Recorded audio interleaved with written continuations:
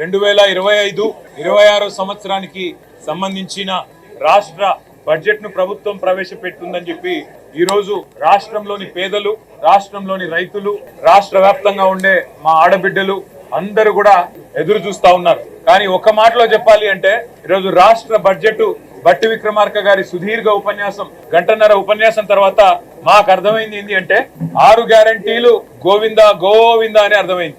6 గ్యారంటీలు మర్చిపోయినారు, తిలోదకాలు ఇచ్చినారు.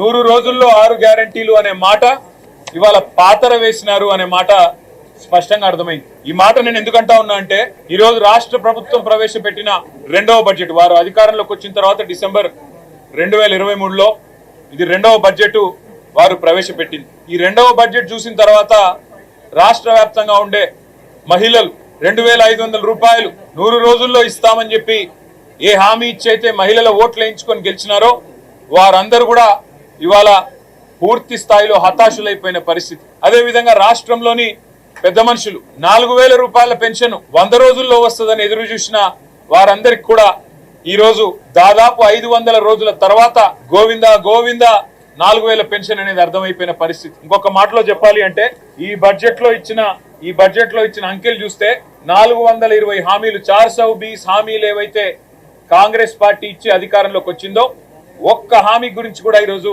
ప్రస్తావించలేదు.